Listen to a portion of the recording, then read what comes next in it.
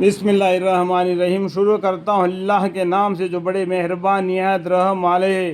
قسم ہے زمانہ کی، اللہ تعالیٰ زمانے کی قسم کھا کے فرما رہے جس میں نفع و نقصان واقع ہوتا ہے کہ اس کے اندر زمین میں کیا دیکھو، جب بھی لڑائی ہوتی ہے نا، ایک کی ہار ہوتی ہے ایک کی جیت ہوتی ہے۔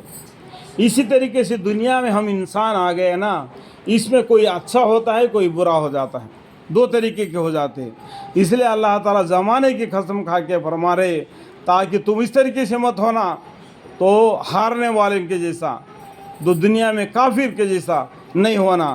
اس لیے اللہ تعالیٰ قسم کھا کے بول رہے زمانے کی جس میں نفع نقصان واقع ہوتا ہے۔ اس میں نفع نقصان، فائدہ اور نقصان، جو بیپار اور تجارت کرتا ہے کبھی فائدہ ہوتا ہے کبھی نقصان ہو جاتا ہے۔ اس لیے اللہ تعالیٰ انسانوں کو بولتے ہیں زمانے کا قسم کھا کے، تو یہ دنیا میں کوئی فائدہ اٹھاتا ہے کوئی نقصان اٹھاتا ہے، تم نقصان اٹھانے والوں میں سے مت ہو جانا۔ سبھی آدمیوں کو اللہ تعالیٰ آگاہ کر رہے تم اس طریقے سے نقصان اٹھانے والوں میں سے نہیں ہو جانا تاکہ دوزخ میں ہو جائے۔ تم شیطان کے تابع نہ مت ہونا، یہ شیطان تمہارا کھلا دشمن ہے، تم کو اللہ کے راستے سے گمراہ کر دے گا۔ اس لیے اللہ تعالیٰ قسم کھا کے فرما رہے قسم ہے زمانے کی جس میں نفع و نقصان واقع ہوتا ہے کہ انسان وہ تضیع عمر کے بڑے خسارے میں ہے۔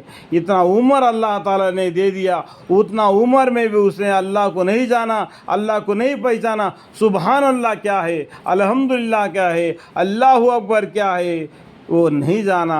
اے اللہ معاف فرما، یہ بات کو بھی کرنے سے نہیں جانا، پھر بھی اکڑ کے رہ گیا، گناہ کیا اکڑ پن بھی، یا اللہ سے معافی نہیں مانگا، یا اللہ مجھے معاف فرما، یا ایھا الذین آمنوا توبوا الی اللہ توبۃ نصوحا۔ اللہ تعالیٰ نے توبہ کا دروازہ کھول کے رکھ دیا ہے۔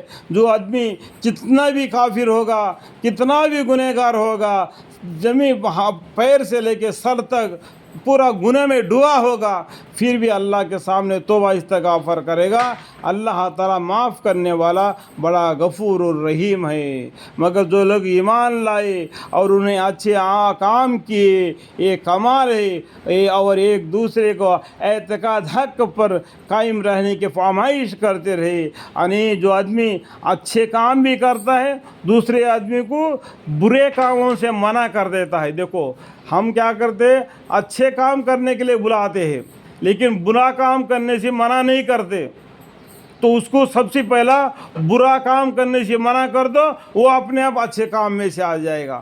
یہاں پر دیوار پہ لکھا ہوتا ہے یہاں پیشاب کرنا منع ہے، تو پیشاب کرنے کی جگہ وہ جگہ پر دکھا دینا یہاں پر پیشاب کرو، تو اب کیا کرے گا، وہاں جا کے وہ پیشاب کرے گا۔ مطلب کیا ہے، انسان کو غلط کام کرنے سے پہلا آگاہ کرو تاکہ وہ اچھا کام کرے گا۔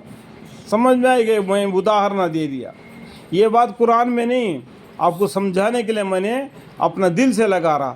اللہ سے میں معافی مانگتا ہوں، میں سمجھانے کے طور پر میں اداہرن دے رہا ہوں۔ مگر جو لوگ ایمان لائے اور انہیں اچھے کام کیے، اسی طریقے سے لوگوں کو بھی بولے کہ تم بھی اچھے کام کرو، برے کاموں سے منع ہو جاؤ، یہ کمال ہے۔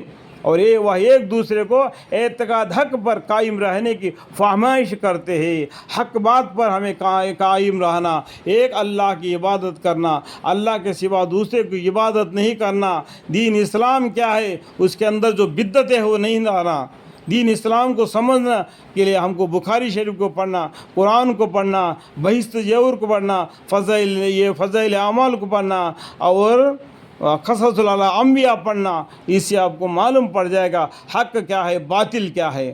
اس طریقے سے ایک دوسرے کو حق بات پر قائم رہنے کی فرمائش کرتے رہتے ہیں اور ایک دوسرے کو اعمال کی پابندی کا فرمائشی کرتے رہے۔ اس طریقے سے نیک اعمال کرو، یعنی ہر جمعے کے نماز میں جاؤ، عصر کی نماز سے لے کے مغرب نماز تک دعا استغفار میں جمعے کے دن بیٹھے رہو۔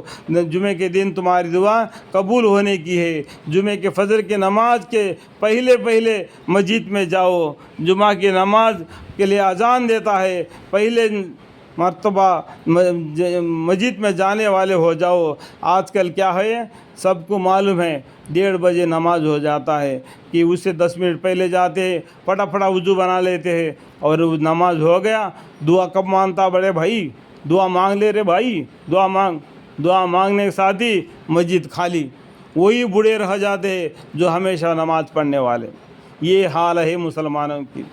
یہ سورہ دیکھنے کے لیے تو چھوٹا ہے لیکن اس کا معنی بہت بڑا ہے.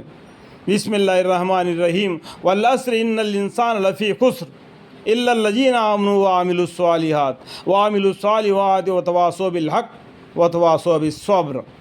آمین.